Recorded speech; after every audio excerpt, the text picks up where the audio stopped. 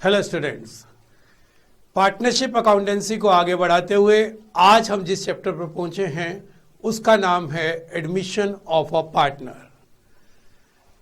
इसका मतलब है कि से दो लोग mister A and mister B आपस में पार्टनर थे और कोई मिस्टर सी उनको एज ए पार्टनर ज्वाइन करना चाहते हैं, तो क्या क्या अकाउंटेंसी होगी, उसको हम किस तरीके से डील करेंगे, ये आज हम इस लेक्चर में शुरू करेंगे। शुरू करने से पहले मैं बताना चाहूंगा कि this is the most important chapter because number 1 कि आपके बोर्ड एग्जाम में सबसे ज्यादा नंबर का जो क्वेश्चन आना है 8 मार्क का, वो इसी चैप्टर से आना है। This is 1। सेकेंडली, 8 मार्क का कॉम्प्रिहेंसिव क्वेश्चन सीखने के लिए हमें जो छोटे छोटे 3-4 सेक्शन करने पड़ेंगे, उन सब पे ही अलग से 2-2, 3-3, 4-4 नंबर के अलग से क्वेश्चन आ सकते हैं। नंबर 3, अगर आप इस चैप्टर को अच्छी तरीके से समझते हैं तो जो नेक्स्ट चैप्टर है retirement and death of the partner, वो 60% तक पहली ही लेक्चर में खत्म मिलेगा। तो बहुत जरूरत है इस लेक्चर को बहुत ध्यान से समझने की और इस चैप्टर में आने वाली चीजों को अच्छी तरीके से समझने के बाद साथ साथ प्रैक्टिस करने की। मैं आपको एडवाइस करूंगा कि आप अपनी टेक्स्ट बुक साथ रखा करें ताकि जो भी टॉपिक आप वीडियो में सीखते हैं उसको साथ के साथ प्रैक्टिस करके आप ये जानें कि आपने वो चीजें आपको आ गई हैं या नहीं आ गई हैं। तो लेट अस स्टार्ट विद कि एडमिशन ऑफ अ पार्टनर में अकाउंटेंसी में किस किस तरीके की चेंजेस आएंगी और हमें क्या क्या रिकॉर्ड करना पड़ेगा। देखिए, जब कोई पार्टनर एडमिट होता है तो हमें 5 चीजें करनी पड़ती हैं। ऑब्वियसली हम इन 5 चीजों को एक एक कर कर सीखेंगे और ये 5 चीजें क्या हैं पहले मैं उनसे फैमिलियर करा दूं। सबसे पहले है change in profit sharing ratio. अगर आप पार्टनरशिप की डेफिनेशन को देखें तो पार्टनरशिप की डेफिनेशन एज पर पार्टनरशिप एक्ट 1932(4) कहती है कि partnership is a relation between person who have agreed to share the profit. Means कि डेफिनेशन से पहले ही क्लियर है कि पार्टनर वो है जो प्रॉफिट शेयर करेगा। तो अगर कोई नया पार्टनर आएगा तो ये एक मस्ट है कि प्रॉफिट शेयरिंग रेशियो तो चेंज होगी ही होगी, क्योंकि अभी तक के प्रॉफिट ए और बी शेयर कर रहे थे और अब ये प्रॉफिट ए, बी और सी में बांटे जाएंगे। तो दैट सिंपली मीन कि प्रॉफिट शेयरिंग रेशियो तो चेंज होगी ही होगी। हमारा आज का लेक्चर इसी एरिया पे ज्यादा लाइट डालेगा। आने वाली क्लासेस में हम पढ़ने वाले हैं कि से ए एंड बी पार्टनर थे और उन्होंने अपने कुछ प्रॉफिट बचा कर रखे हुए हैं। यह हमारी नेचर में है कि फ्यूचर क्योंकि अनसर्टेन होता है तो हम अपने फ्यूचर के लिए कुछ पैसा बचा कर रखते हैं। ए एंड बी 3:2 की रेशो में शेयर करते थे। 1 लाख के प्रॉफिट हुए तो इनको 60 और 40,000 मिलने चाहिए थे, लेकिन इन्होंने डिसाइड किया कि नो, हम अभी सिर्फ 50,000 ही बांटेंगे और 50,000 अपने फ्यूचर के लिए बचा के रखेंगे, क्योंकि इनको मालूम था कि जब भी बांटेंगे तो इनको जितना आज मिलने वाला है वो बाद में मिल जाएगा। तो इन्होंने अपने फ्यूचर को सिक्योर करने के लिए 50,000 अभी बांट लिए और 50,000 रुपीज आने वाले टाइम के लिए रख दिए। लेकिन आज क्या हो रहा है, आज जब सी ज्वाइन कर रहा है तो उस समय प्रॉफिट शेयरिंग रेशियो चेंज हो रही है। तो डेफिनेटली आज के बाद अगर इन प्रॉफिट्स को बांटा जाएगा तो वो ए बी में नहीं बटेंगे, किस में बट जाएंगे, ए बी एंड सी में। ऑब्वियसली ए एंड बी ये बिल्कुल नहीं चाहेंगे, वो कहेंगे ये तो हमारे प्रॉफिट हैं। तो इसलिए जिस दिन एडमिशन होता है तो कोई भी अगर accumulated profit, journal reserve, workman compensation fund, contingency reserve, इस तरीके के अगर कोई भी एक्यूमुलेशन उन्होंने की हुई है, ए एंड बी चाहते हैं कि उनको आज ही डिस्ट्रीब्यूट कर लिया जाए अपनी ओल्ड रेशो में। तो सबसे पहला काम होगा change in profit sharing ratio. फिर हम जो भी गिवन बैलेंस शीट जो कि ए और बी की बैलेंस शीट है उसमें अगर कोई भी प्रॉफिट्स, कोई भी जर्नल रिजर्व, कोई भी workman compensation fund, contingency reserve etcetera पड़े हुए हैं तो उनको हम ओल्ड पार्टनर्स यानी कि ए एंड बी में उनकी ओल्ड रेशो में बांट देंगे। यहां यह बात भी क्लियर करनी जरूरी है कि अगर कोई accumulated loss given balance sheet में पड़े हैं तो सी बिल्कुल यह नहीं चाहेगा कि उस लॉस का कुछ शेयर उसको भी भरना पड़े, तो वो लॉस भी एडमिशन वाले दिन ए एंड बी को डेबिट किए जाएंगे। तीसरी चीज है कि से ए और बी दो पार्टनर हैं और सी ज्वाइन कर रहा है तो डेफिनेटली उसको कहा जाएगा आप कैपिटल लाइए। वो कहता है कितनी कैपिटल लेके आऊं, तो ये बड़ी ही कॉमन सेंस की बात है कि हमारे बिजनेस की जो वर्थ है उसका जितने शेयर के लिए न्यू पार्टनर आ रहा है उतना उसको देना चाहिए। मैं एक इसको सिंपल एग्जांपल से लेता हूं कि से मेरे पास एक कार है, मेरा फ्रेंड चाहता है कि उस कार में मैं उसको पार्टनर बना लूं क्योंकि उसको ये कार सुबह सुबह चाहिए होती है, वेयर एज मैं सुबह बिजी होता हूं और मुझे ये कार सिर्फ शाम को चाहिए होती है। उसने मुझे कहा कि मेरे पास इतना पैसा नहीं कि मैं कार खरीद लूं और मुझे मालूम है आप भी कार के अगेंस्ट लोन ढूंढ रहे हैं, why not we share this car, हम इस कार को शेयर कर लेते हैं, मैं कुछ पैसा आपको दे देता हूं और हमारी ये कार दोनों यूज करेंगे, पेट्रोल अपना अपना डलवा लेंगे। मेरे को ये प्रपोजल बहुत पसंद आया। उसने कहा कि कार के कितने पैसे मैं आपको दूं। अगर मैं उसको कहूं कि ये कार मैंने 6 लाख रुपए की खरीदी थी तो क्या वो मुझे 1/2 दे देगा? Obviously not. 6 लाख की तो खरीदी थी। मैंने कहा ओके, मैंने 6 लाख की खरीदी थी लेकिन आज मेरी बुक में आफ्टर डेप्रिसिएशन इसकी वैल्यू 5 लाख है, आप मुझे 2,50,000 दे दीजिए। तो आपको क्या लगता है कि उसको मुझे 2,50,000 दे देने चाहिए? It is a fair demand?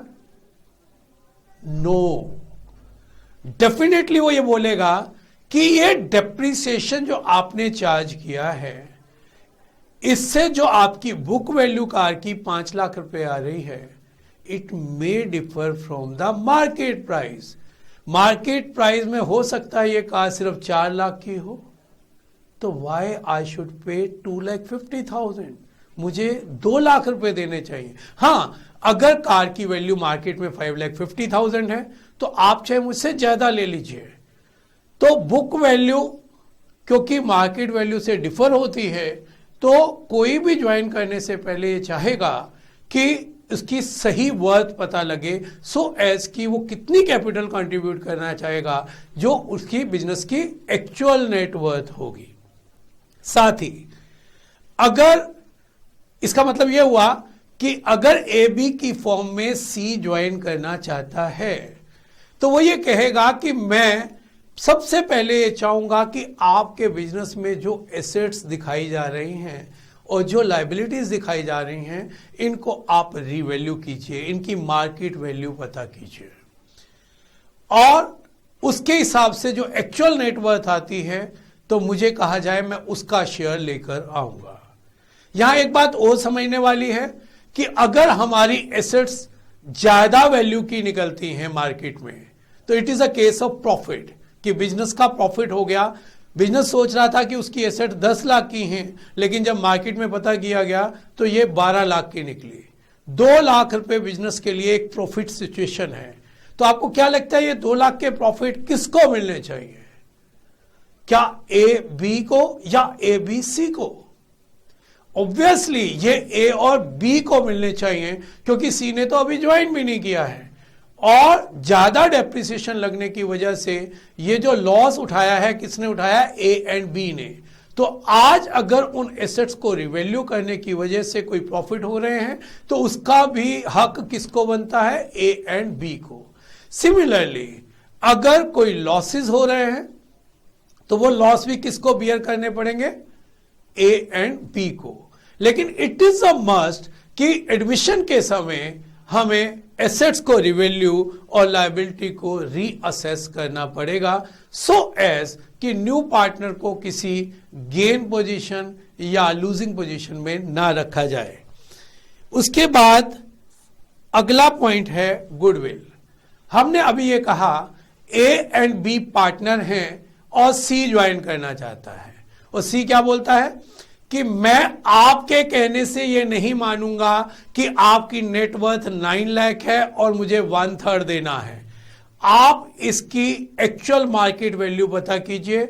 अगर एक्चुअल वैल्यू 6 लाख है तो इंस्टेड ऑफ 3 लाख मैं आपको सिर्फ 2 लाख रुपए ही दूंगा।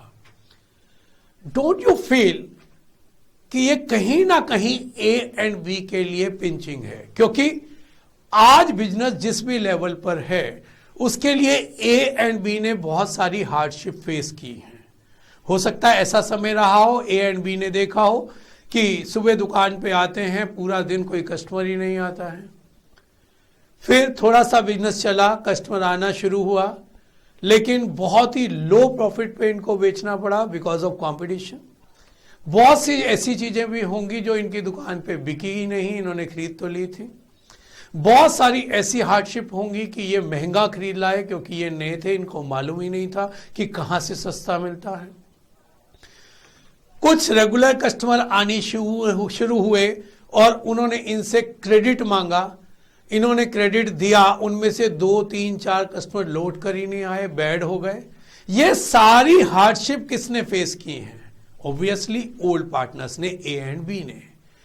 आज जबकि बिजनेस एक अच्छी पोजीशन में है, आज इन्हें मालूम है क्या खरीदना है, कहां से खरीदना है, किसको बेचना है, किसको महंगा बेचना है, किसको सस्ता बेचना है।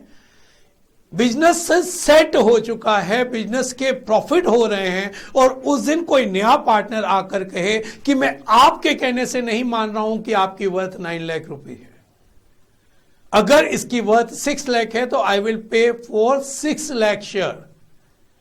तो ए एंड बी ये कहते हैं कि whatever you are paying that is whatever you are getting the ownership of this much share. तो उसमें आप हम पे कोई एहसान तो नहीं कर रहे हैं, लेकिन इस बिजनेस को इतनी रेपुटेशन देने में जो हमारी हार्डशिप लगी है उसके बदले में हमें भी कुछ मिलना चाहिए। ऑब्वियसली सी को भी ये सारी बातें मालूम है कि अगर वो इतना पैसा लगाकर खुद बिजनेस करे तो ये सारी हार्डशिप उसको भी फेस करनी पड़ेंगी जो ए एंड बी ने पास्ट में फेस की हैं। And now because of the efforts of A and B, C आज ऐसी पोजीशन में है कि पहले दिन से ही उसको प्रॉफिट मिलने शुरू हो रहे हैं। तो इसके लिए सी रेडी हो जाता है कुछ एक्स्ट्रा पैसा देने के लिए, और उसको बोला जाता है कि he is paying for goodwill because A and B are having their reputation in the market. तो वो उस रेपुटेशन का, क्योंकि वो भी शेयर करेगा, तो उस रेपुटेशन का जितना पार्ट वो शेयर करेगा उतना वो ए एंड बी को देने के लिए तैयार हो जाता है। तो इस सेक्शन में हम पढ़ेंगे कि गुडविल अमाउंट कैलकुलेट कैसे किया जाएगा, और कैलकुलेट करने के बाद जब सी से ये एग्रीड हो गया कि बिसाइड इस कैपिटल सी इस बिजनेस की टोटल गुडविल कैलकुलेट की गई 3 लाख रुपीस आई है और वो 1/3 शेयर के लिए आ रहा है, तो वो एग्री कहता है कि मैं बिसाइड अपनी कैपिटल के 1 लाख रुपीस आपको एज गुडविल भी दूंगा। ये थ्योरी क्वेश्चन भी है कि why new partner is paying for goodwill beside he is paying for his capital. तो इसका आंसर है कि this is a sort of compensation paid by the new partner to the old partner for their past efforts.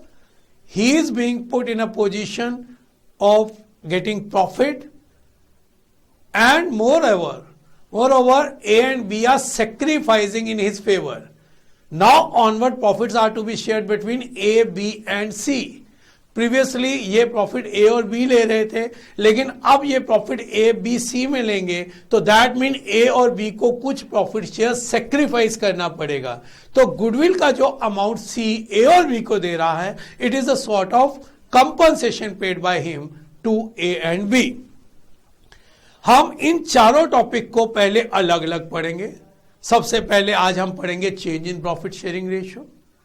अगले lecture में हम distribution of general reserve and revaluation of assets and liability पढ़ेंगे। उसके बाद हम goodwill का calculation and treatment of goodwill पढ़ेंगे। जब हम इतना पढ़ लेंगे तो इन चारों चीजों को हम एक ही बड़े क्वेश्चन में करेंगे, जिसको हम कॉम्प्रिहेंसिव क्वेश्चन ऑफ पार्टनरशिप कहेंगे। जब हम कॉम्प्रिहेंसिव क्वेश्चन सीख जाएंगे तो उसके बाद इसमें एक चीज ऐड की जाएगी, दैट इज कैपिटल एडजस्टमेंट। यानी कि कॉम्प्रिहेंसिव क्वेश्चन दो तरीके के होंगे, एक विदाउट कैपिटल एडजस्टमेंट और एक विद कैपिटल एडजस्टमेंट। तो पूरा इस चैप्टर का रूट मैंने आपको समझाया कि सबसे पहले आज के लेक्चर में हम आपके साथ शुरू कर रहे हैं कि at the time of admission change in profit sharing ratio की अकाउंटेंसी किस तरीके से होती है। मैं जल्दी से रिपीट कर दूं कि क्या क्या चीजें हमें इस चैप्टर में पढ़नी है। Number 1, change in profit sharing ratio. Number 2, distribution of journal reserve, accumulated profit और लॉसेस, ये हमें पढ़ना है। देन रिवैल्यूएशन ऑफ एसेट्स और रीअसेसमेंट ऑफ लायबिलिटी हमें पढ़ना है। उसके बाद गुडविल दो पार्ट में पढ़ना है, कैलकुलेशन पार्ट और ट्रीटमेंट ऑफ गुडविल पार्ट, ये दो पढ़ने हैं। जब हम इतना सीख जाएंगे तब हम बुक से कॉम्प्रिहेंसिव क्वेश्चन करेंगे, और जब हमें कॉम्प्रिहेंसिव क्वेश्चन में फ्लो आ जाएगा तब हम उसमें ऐड करेंगे कैपिटल एडजस्टमेंट। तो let us start with change in profit sharing ratio. देखिए, हम इसको फिर से एक एग्जाम्पल के थ्रू पढ़ते हैं कि ए एंड बी दो पार्टनर हैं और सी उनको ज्वाइन करना चाहता है। 100 रुपए थे प्रॉफिट, जो कि पहले इनको 60 एंड 40 बट रहे थे। ए एंड बी को 3:2 की रेशो में बट रहे थे। अब सी आ गया, प्रॉफिट अभी भी से 100 ही हैं, लेकिन अब किस किस को बांटे जाएंगे, ए को, बी को और सी को। तो से सी को 20 रुपए मिलेंगे, तो ए और बी को कितने मिलेंगे अब 80। तो अगर मैं आपसे ये कहता हूं कि आप बताइए ए बी और सी की न्यू रेशो क्या होगी, तो आपका पहला क्वेश्चन होगा कि ये 20 रुपए जो सी ले रहा है ये उसको कौन दे रहा है। क्योंकि अगर मैं कह दूं कि ये सारे पैसे ए दे रहा है तो आप 1 मिनट भी नहीं लगाएंगे, ए में से 20 माइनस करेंगे और कह देंगे A will get 40, B will get 40 and C will get 20, और ये आपका आंसर हो जाएगा। अगर मैं कहूं नहीं नहीं ये सारे के सारे पैसे बी दे रहा है, तो आप कहेंगे ओके, पहले ओल्ड वो लेते थे 60 + 40, अब न्यू में बी ने 20 दे दिए हैं सी को, तो न्यू रेशो क्या हो जाएगी 60, 20 and 20। It is simple logic. और अगर इस 20 को ए और बी बराबर बराबर दे रहे हैं, हाँ जी सोचिए, बराबर बराबर दे रहे हैं मीन 20 रुपए टोटल दिए जा रहे हैं, तो ए कितने दे रहा है 10, तो ए के पास कितने बचेंगे, 60 में से 10 गए, कितने हो गए 50। बी के पास कितने बचेंगे, 40 में से 10 गए 30, और सी को कितने मिलेंगे 20। That mean new ratio is 50:30:20। अब ये तो बात रुपीज में हो गई, लेकिन जब यही बात हमें रेशो में करनी होती है तो बच्चों को पता नहीं क्यों प्रॉब्लम होनी शुरू हो जाती है। अभी तक हमने किया क्या है, इसको दिमाग में लाएं कि हमने ये किया है कि न्यू रेशो निकालने का जो फॉर्मूला है वो है कि जो उनके पास ओल्ड था उसमें से जितना उन्होंने दे दिया अगर लेस कर दिया जाए तो उनका न्यू शेयर आ जाता है। तो अब इसको हम क्वेश्चंस लेकर, रेशो के क्वेश्चंस लेकर करना शुरू करते हैं। सबसे पहले 2 टाइप के क्वेश्चन होंगे, इन बातों को समझें। 2 type of question. A type is silent question, कि जब ये नहीं कहा जाता कि सी को किसने कितना दिया या सी ने किससे कितना लिया, ये गिवन ही नहीं है। आपके दिमाग में आएगा ये तो फिर बहुत मुश्किल हो गया कि सी 20 रुपए के लिए आ रहा है, लेकिन ये पता ही नहीं है ए ने कितना दिया है, बी ने कितना दिया है, ये पता ही नहीं है। लेकिन ये सबसे आसान टाइप ऑफ क्वेश्चन होते हैं। अभी हम करते हैं इसको। इतने ज़्यादा आसान होते हैं कि हम पूरा टॉपिक सीख जाएंगे और जब भी ये क्वेश्चन आता है बच्चे यही करना शुरू कर देते हैं, क्वेश्चन को ध्यान से पढ़ते ही नहीं है क्योंकि ये आसान है, सबके दिमाग में ये बैठ जाता है और बच्चे इसी को करना शुरू कर देते हैं। तो जरा ध्यान से समझते हैं। पहला टाइप क्वेश्चन है, ए एंड बी पार्टनर हैं, 3:2 की रेशो में शेयर करते थे। सी 1/5 शेयर के लिए आ रहा है और ये गिवन नहीं है क्वेश्चन में कि ए ने 1/5 का कितना पार्ट दिया, बी ने कितना दिया, या दूसरे तरीके से कि सी ने इस 1/5 का कितना पार्ट ए से लिया, कितना बी से लिया। ऐसा कुछ भी गिवन नहीं है क्वेश्चन में। तो इसको करने का तरीका ये है कि हम पहले लेट कहते हैं कि लेट टोटल प्रॉफिट्स आर 1। ये 1 इसलिए लेट किया जाता है कि रेशो का टोटल हमेशा 1 होता है। मैं जो बता रहा हूं उसको समझाता हूं बेटे। 3:2 मीन ए की रेशो 3/5 और बी की रेशो 2/5। 3:2 का ये मतलब है कि टोटल प्रॉफिट का 3/5 ए लेंगे और 2/5 बी लेंगे। तो अगर इन दोनों को टोटल करें तो that will equal to 5/5, that is 1। ये ऑलवेज 1 होता है। Say A B C are sharing in the ratio of 3:1। That mean कि 3/6, 2/6 and 1/6 that is also equal to 1। तो रेशो का टोटल ऑलवेज 1 होता है। तो हम ये अज्यूम कर लेते हैं कि ए बी और सी की जो भी रेशो आएगी उसका टोटल कितना होने वाला है, 1। Let the profit is equal to 1। 1 में से सी को कितने मिलने वाले हैं ये तो पता है। आफ्टर सी हमारे पास ए और बी को देने के लिए 4/5 बच जाएंगे, क्योंकि 1 माइनस सीज शेयर, बैलेंस जो बचेगा रिमेनिंग शेयर सिर्फ वही ए और बी को दिया जाएगा। और अज्यूमिंग दैट कि ए और बी के पास अगर 20,000 के प्रॉफिट होते थे तो वो 3:2 में बांटते थे, अगर 60,000 के प्रॉफिट होते थे उसको 3:2 में बांटते थे, और आज अगर 4/5 के प्रॉफिट है तो इसको भी वो अपनी ओल्ड रेशो में ही बांटेंगे। When the question is silent, ये इस अजम्पशन पे बेस करेगा कि old partner will continue to share as before. तो it means new ratio of A is equal to 4/5 का 3/5। 3/5 ए का पुराना शेयर है 12/25। बी विल गेट 4/5 का 2/5 that is 8/25 and C is coming for 1/5 that means same base कर लेते हैं 5/25। अब हमने ये कैलकुलेशन ठीक की है या नहीं इसको चेक करने के लिए अगर हम इन तीनों को टोटल करें तो 12 + 8 20 + 5 25। 25/25 इज 1। दैट मीन हमारी कैलकुलेशन बिल्कुल ठीक है। तो इनकी न्यू रेशो 12:8:5 मानी जाएगी। इनको हम साइलेंट क्वेश्चन कहते हैं या मैं इसको लेट वाले क्वेश्चन कह देता हूं। ऐसे क्वेश्चन कि जिसमें हम पहले प्रॉफिट को लेट करते हैं। Let the profit is equal to 1। 1 minus new partner share.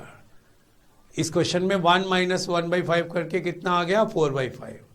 उसके बाद अज्यूम करते हुए कि they will continue to share as before, 4/5 को उनकी ओल्ड रेशियो से मल्टीप्लाई कर दिया जाता है। या कई बार वो छोटी सी ट्रिक करता है, सेम क्वेश्चन देता है, ए बी 3:2 की शेयर में 3:2 की रेशियो में शेयर करते हैं, सी 1/5 शेयर के लिए आ रहा है, full stop. Question is silent, लेकिन साथ ही लिख देता है A and B decided to share equally in the future. तो ये क्वेश्चन भी साइलेंट क्वेश्चन है क्योंकि सी को 1/5 किसने दिया ये नहीं बताया गया है। यह बताया गया है कि सी को देने के बाद जो ए एंड बी के लिए बचेगा उसको वो ओल्ड रेशो में नहीं बांटेंगे, इक्वल बांटेंगे। तो इस क्वेश्चन को हम इस तरीके से करेंगे कि 1 माइनस 1/5 इज इक्वल टू 4/5। तो ए और बी 4/5 को ओल्ड रेशो में बांटने की बजाय किसी और रेशो में, जैसा कि मैंने इक्वली कहा तो इक्वली बांटेंगे, तो 4/10 4/10 and C is coming for 1/5, तो इसको भी 10 बना लेते हैं, 2/10। तो ratio between A and B 4, 4, 8 और 2, 10। ये चेक जरूर किया कीजिए कि टोटल 1 होना चाहिए। तो 4:4:2 या 2:2:1 हो जाएगी। ये भी साइलेंट क्वेश्चन ही है, लेकिन इसमें चेंज क्या है? इसमें चेंज सिर्फ इतना है कि ओल्ड पार्टनर ने कहा कि आपको अजम्पशन करने की जरूरत नहीं कि हम ओल्ड रेशो में बांटेंगे, हम आपको बता देते हैं कि हम इक्वली बांटेंगे, या हम 2:1 में बांटेंगे, हम 5:3 में बांटेंगे। ए एंड बी, ये ए और बी की रेशो है, लेकिन हमें कहा क्या जाता है रेशो किसकी निकालनी है? ए, बी एंड सी की। आई होप इतनी बात समझ में आ गई। अब हम दूसरे टाइप के क्वेश्चंस पे चलते हैं जिसमें क्वेश्चन साइलेंट नहीं होता है। अभी मैंने ये कहा कि जो साइलेंट क्वेश्चन होते हैं उनको मैं लेट वाले क्वेश्चन कहता हूं, तो दूसरे टाइप के क्वेश्चन को मैं फॉर्मेट वाले क्वेश्चन कहता हूं। बेटे ये फॉर्मेट है उसको सॉल्व करने का। अगर क्वेश्चन में ये मेंशन है कि मिस्टर सी को या मिस्टर जेड को जो शेयर है एक्स ने कितना दिया है, वाई ने कितना दिया है, तो ये क्वेश्चन लेट से नहीं होगा। इस क्वेश्चन के लिए हमें ये फॉर्मेट पूरा बनाना पड़ेगा कि ए ने कितना दिया, बी ने कितना दिया, एंड बाय यूजिंग फॉर्मूला की new ratio is equal to old ratio minus sacrificing ratio होता है, हम ए बी सी की न्यू रेशियो निकालेंगे। ये सुनने में जितना आसान लगता है, इसको करने में उतना ही ये कंफ्यूजिंग हो जाता है। जरा ध्यान से आगे आने वाली बातों को हम सुनते हैं कि किस किस तरीके की केयर हमें इन क्वेश्चंस में करनी पड़ेगी। देखिए, let us see this one question. A and B partner हैं, 3:2 की रेशियो में शेयर करते हैं। सी ज्वाइन कर रहा है as a new partner. A sacrifice 1/5 of his share and B sacrifice 1/2 of his share in favour of सी।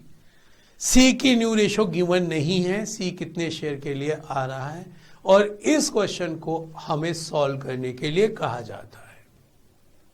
तो पहली बात तो ये लेट वाला क्वेश्चन नहीं है, क्योंकि लेट वाले क्वेश्चन की पहचान क्या बताई थी मैंने कि सी का शेयर किसने दिया है ये लिखा ही नहीं है, या सी ने अपना शेयर किससे लिया है ये लिखा ही नहीं है।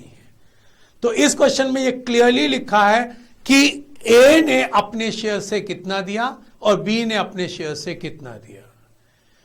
इस क्वेश्चन को सॉल्व करने से पहले पहले आप ये पूरा फॉर्मेट बनाएंगे और फिर क्या करेंगे, ऑफ इज शेयर लिखा है या फ्रॉम इज शेयर लिखा है।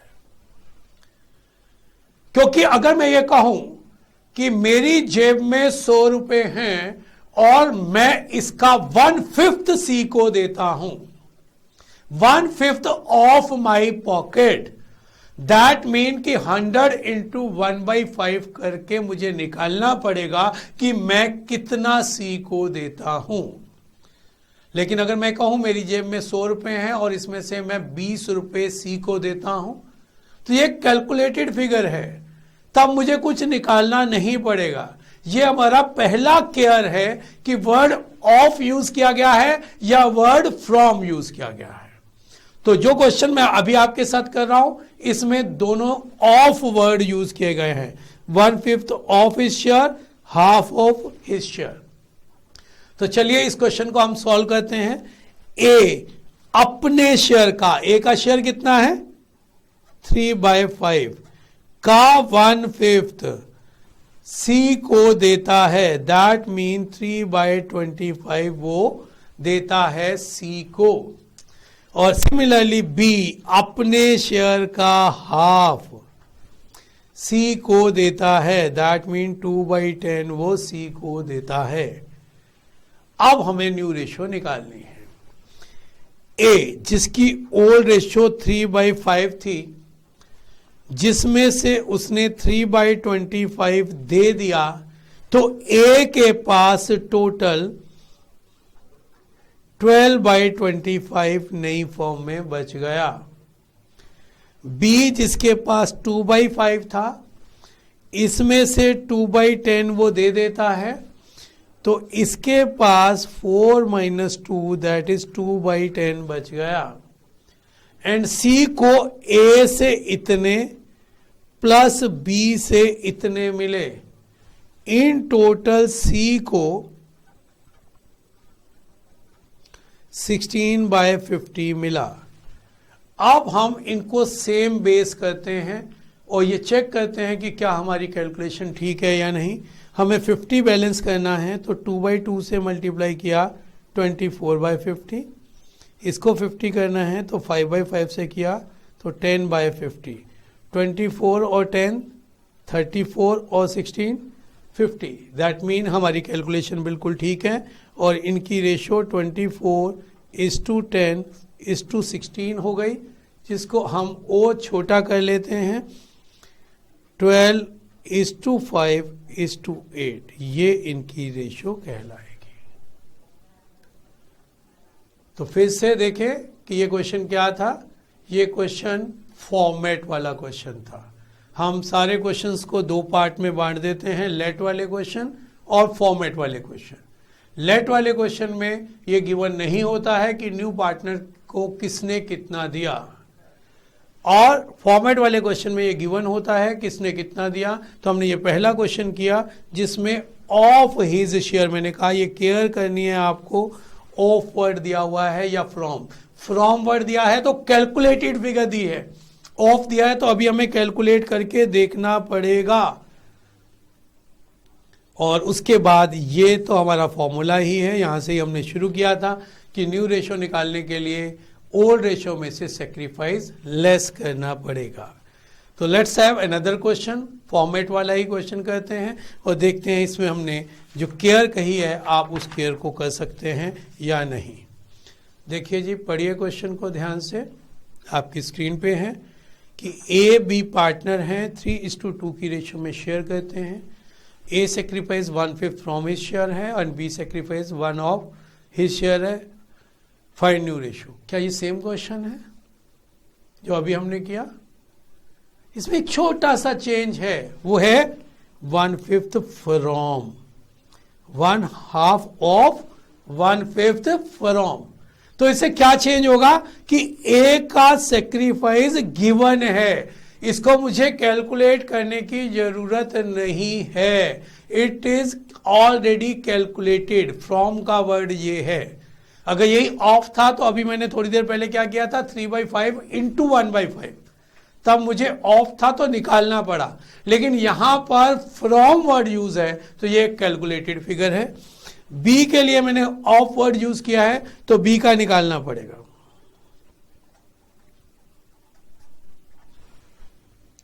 तो दैट मीन न्यू रेशो निकालने के लिए 3/5 में से 1/5 माइनस करना पड़ेगा, 2/5 जो कि बी की ओल्ड रेशो थी उसमें से 2/10 माइनस करना पड़ेगा, तो that is 4 - 2, 2/10, and C is coming for 1/5 plus 2/10, that is 2 + 2, 4/10।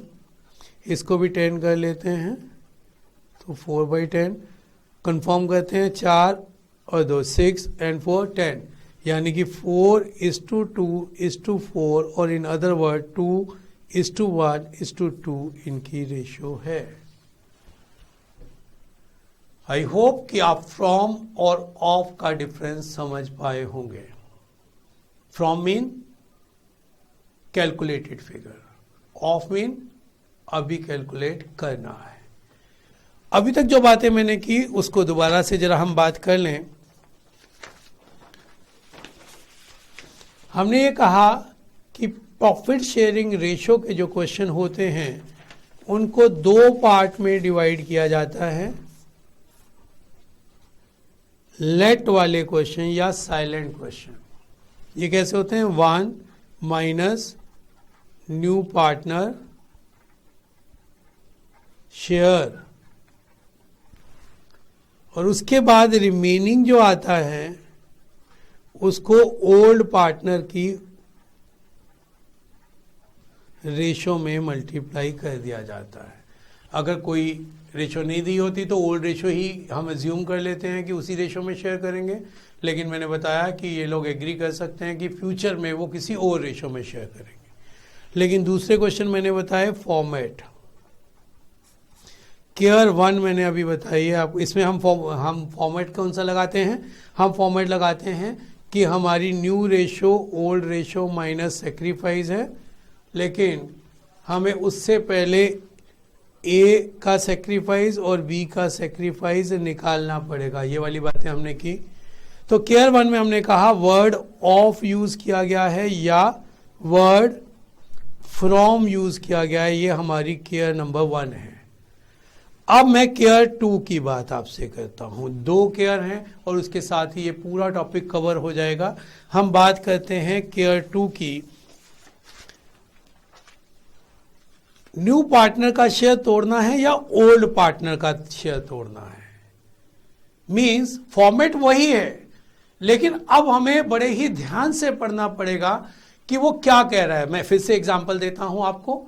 A B partner हैं, 60 रुपए और 40 रुपए ले रहे थे। सी 20 रुपए के लिए आ रहा है, जो कि आधे वो ए से लेता है और बाकी बी से। तो इसमें वो क्या कह रहा है कि किसका आधा? सी का आधा। सी जो कि 20 रुपए के लिए आ रहा है, उसका आधा। दैट मीन कि सी के शेयर को तोड़कर हम ए और बी का सेक्रीफाइस निकालेंगे। लेकिन एक दूसरे एग्जांपल से समझें। ए और बी 60 और 40 रुपए ले रहे हैं और सी 20 रुपीज के लिए आ रहा है। ए अपने शेयर का 1/4 सी को दे रहा है। मींस ए जिसके पास 60 रुपीज है, उसका 1/4 दैट इज 15 रुपीज वो सी को दे रहा है। तो किसके शेयर को तोड़कर हमने ये निकाला? ए का शेयर तोड़ा। ये बहुत ही ध्यान से समझने वाली बात है कि सिमिलर सा लगने वाला क्वेश्चन अगर हमने कहा गया है ए ने अपने शेयर का इतना दिया है और हमने कैलकुलेट कर दिया सी का शेयर, तो गलत हो जाएगा। ये हमारी फाइनल केयर है। पहली केयर थी कि हमें यह पढ़ना है ऑफ इस शेयर है या फ्रॉम इस शेयर है। ऑफ इस शेयर में हमें कैलकुलेट करना पड़ता है, फ्रॉम इस शेयर में एक कैलकुलेटेड फिगर गिवन होती है। लेकिन अब जो दूसरी केयर है उसके हम क्वेश्चन दोनों तरीके के अभी करके आपको दिखाएंगे कि किसके शेयर को तोड़कर हमें सेक्रीफाइस निकालना है। फॉर्मेट सेम है। पहले इन दोनों क्वेश्चन को ध्यान से पढ़िए। देखने में बिल्कुल एक जैसे क्वेश्चन लगते हैं। फिर इन दोनों क्वेश्चन को हम एक एक करके करेंगे और ये टॉपिक हमारा पूरा हो जाएगा। क्वेश्चन है ए एंड बी पार्टनर हैं, 3:2 की रेशो में शेयर करते हैं। सी उनको 1/5 शेयर के लिए ज्वाइन कर रहा है, विच ही एक्वायर 20% फ्रॉम ए। तो ध्यान से अपने दिमाग पर जोर डालकर बताइए, विच ही एक्वायर किसके लिए यूज किया गया है? बात किसकी चल रही थी? सी की, कि ए बी 2 लोग हैं, 3:2 में शेयर करते हैं। उनकी बात खत्म हो गई। सी जो कि 1/5 शेयर के लिए आ रहा है, जिसका वो सी 1/5 ए से लेता है और बाकी बचा हुआ वो बी से लेता है। क्योंकि ये बात पक्की दिमाग में रखनी है कि सी को जो भी मिल रहा है ए और बी मिलकर दे रहे हैं। अगर क्वेश्चन सिर्फ एक का सेक्रीफाइस बताता है तो दूसरे का सेक्रीफाइस हम अपने आप मालूम कर सकते हैं कि ऐसे सी 100 रुपए के लिए आ रहा है और क्वेश्चन कहता है ए 60 रुपए दे रहा है। तो अपनी कॉमन सेंस से बताइए बी कितने रुपए दे रहा है? ऑब्वियसली बी 40 रुपीज दे रहा है। कैसे निकाला? सी जो टोटल ले रहा है उसमें से ए का सेक्रीफाइस माइनस कर दिया। तो अगला क्वेश्चन अगर हम पढ़ते हैं तो बिल्कुल एक जैसा ही दिखने वाला क्वेश्चन। ए बी 3:2 की रेशो में शेयर करते हैं। सी 1/5 शेयर के लिए आ रहा है। अब कह रहे हैं ए सेक्रीफाइड 20% ऑफ हिज शेयर। ए ने अपने शेयर का, उसका शेयर कितना है? 3/5। पहले बात सी की हो रही थी। सी का शेयर कितना था? 1/5। 1/5 का 20% वो ए से ले रहा था। लेकिन अब क्वेश्चन ये है कि ए अपने शेयर का 3/5 का 20% दे रहा है सी को। इन दोनों क्वेश्चन का फर्क अगर आप समझ जाते हैं, ये दोनों केयर अगर आप समझ जाते हैं, तो ये एक टॉपिक जिसको मुश्किल टॉपिक माना जाता है आपके लिए हमेशा के लिए आसान हो जाएगा। यहां पर मैं फिर से एक बार याद दिलाना चाहूंगा कि अगर आप एडमिशन ऑफ पार्टनर के सारे जो भी हमने 4 पॉइंट बताए, change in profit sharing ratio, distribution of general reserve, distribution of workman compensation fund, accumulated profit और losses etc, revaluation of assets liability, goodwill की कैलकुलेशन एंड ट्रीटमेंट ध्यान से समझते हैं तो आने वाले चैप्टर्स में भी ये आपको हेल्प करने वाला है और मोर देन 60% आपकी जॉब यहीं खत्म हो जाएगी। तो इसलिए इस टॉपिक को ध्यान से समझें। फिर से रिपीट करते हैं, अभी हमने बताया कि हमारे टोटल जो भी क्वेश्चंस हैं वो 2 तरीके के होते हैं, लेट वाले और फॉर्मेट वाले। हमने देखा लेट वाले क्वेश्चन में कोई केयर करने की जरूरत नहीं है, सिर्फ let the profit is equal to 1 minus new partner का शेयर किया, रिमेनिंग शेयर आ गया। रिमेनिंग शेयर से न्यू रेशो निकालने के लिए ओल्ड पार्टनर जिस भी रेशो में शेयर करने वाले हैं, अगर कुछ नहीं दिया तो ओल्ड रेशो ही उनकी न्यू रेशो होगी, ओल्ड रेशो से मल्टीप्लाई करेंगे। और अगर कहा गया है कि they decided to share equally, they decided to share in this particular ratio, तो उससे मल्टीप्लाई कर देंगे। लेकिन जब हमारे क्वेश्चन फॉर्मेट वाले होंगे, फॉर्मेट क्या है कि पहले हम ए सेक्रीफाइस बी सेक्रीफाइस निकालेंगे और फिर हम न्यू रेशो का फॉर्मूला यूज करके ए बी और सी की न्यू रेशो निकालेंगे। लेकिन इसमें हमें बहुत सारी केयर करनी है, 2 केयर करनी है मैंने बताया। पहली केयर ये है कि क्वेश्चन में ऑफ वर्ड यूज है या फ्रॉम वर्ड यूज है। उसको समझने के बाद अब हम शुरू कर रहे हैं कि न्यू पार्टनर के शेयर को तोड़कर क्वेश्चन करना है या ओल्ड पार्टनर के शेयर को तोड़कर क्वेश्चन करना है। तो पहला क्वेश्चन जो हमारा है इसको अब हम करना शुरू करते हैं। देखिए जी, ए बी पार्टनर है, सी 1/5 शेयर के लिए आ रहा है, विच ही एक्वायर्ड 20% फ्रॉम ए। बी के बारे में क्वेश्चन साइलेंट है, विच ही सी के लिए यूज किया गया है। सी अपने शेयर का 20% ए से लेता है और यह भी पता है कि सी को जो भी मिल रहा है वो ए और बी मिलकर दे रहे हैं और सी को टोटल कितना मिल रहा है, क्वेश्चन में गिवन है 1/5, तो बी कितना दे रहा होगा। जो टोटल सी को मिला है उसमें से अगर ए का सेक्रीफाइस लेस कर दिया जाए तो हमें बी का सेक्रीफाइस आ जाएगा। या ये भी कह सकते हैं कि अगर 20% अपने शेयर का वो ए से ले रहा है तो 80% अपने शेयर का वो बी से ले रहा है, ऐसे भी कर सकते हैं। दोनों से सेम आंसर आएगा। तो 1/5 का 80% 4/25, तो इन टोटल 1/25 एंड 4/25 यानी कि 1/5 सी की न्यू रेशो हो जाती है, गिवन है क्वेश्चन में। ए की ओल्ड रेशो 3/5 थी जिसमें से 1/25 उसने दे दिया है, यानी कि ए के पास 14/25 बचा है। बी जिसकी रेशो 2/5 थी जिसमें से 4/25 वो दे चुका है तो उसके पास 6/25 बचा है और सी के शेयर को 25 बनाने के लिए 5/25, 14 + 6 20 + 5 25, 25/25 इज 1, यानी कि हमारी कैलकुलेशन बिल्कुल ठीक है। This is their new ratio. मैंने अभी बताया कि इस क्वेश्चन में हमें क्या केयर करनी पड़ी कि हमें न्यू पार्टनर के शेयर को 2 पार्ट में ब्रेक करना पड़ा और बी का सेक्रीफाइस निकालने के 2 तरीके मैंने बताए। एक तो था कि 20% उसने अपने शेयर का ए से लिया है तो 80% उसने बी से लिया है।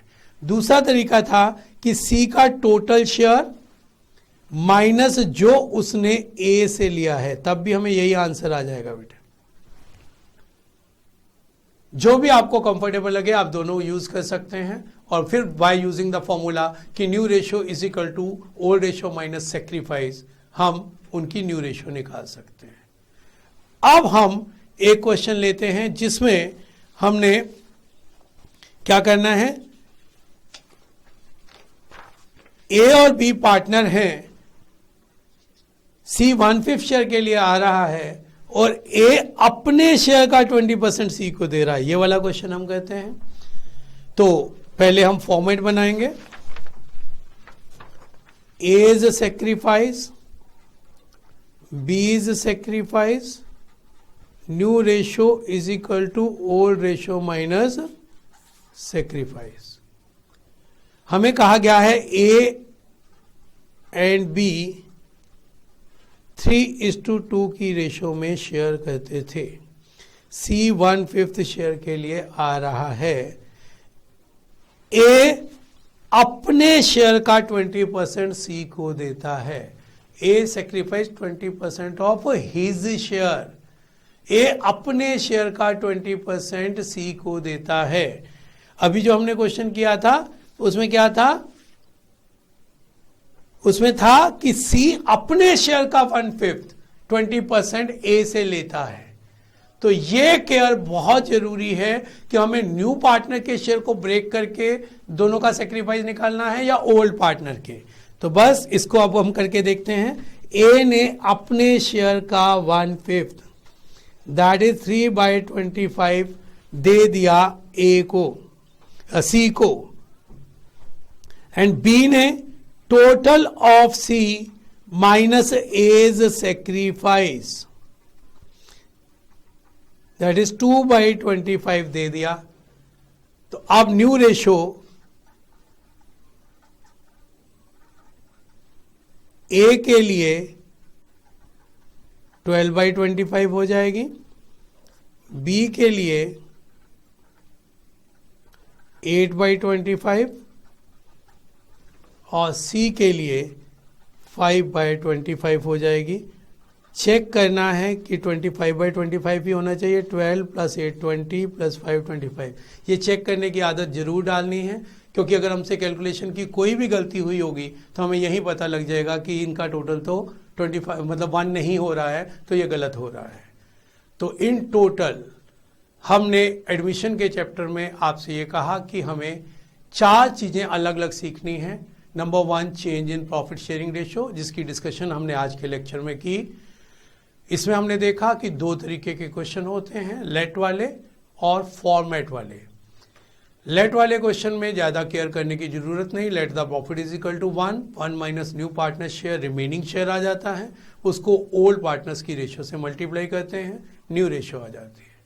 लेकिन फॉर्मेट वाले क्वेश्चन करते समय सबसे पहले तो हमें फॉर्मेट बनाना होता है कि ये हमारा फॉर्मेट है कि new ratio is equal to old ratio minus sacrifice, A sacrifice B sacrifice निकालना है। लेकिन इसमें हमें 2 केयर करनी होती हैं, एक कि ऑफ वर्ड यूज किया है या फ्रॉम वर्ड यूज किया है। इसके बाद हमें यह देखना होता है कि हमें न्यू पार्टनर के शेयर को ब्रेक करके ए और बी का सेक्रीफाइस निकालना है या ओल्ड पार्टनर्स के शेयर को ब्रेक करके ए और बी का सेक्रीफाइस निकालना है। वंस सेक्रीफाइस निकल आएंगे फिर तो हमें ये फॉर्मूला यूज करना है और we will get the answer.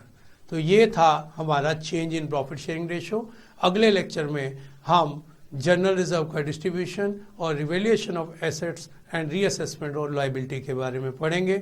तब तक आप इनकी प्रैक्टिस अपनी टेक्स्ट बुक से कीजिए। Thank you very much.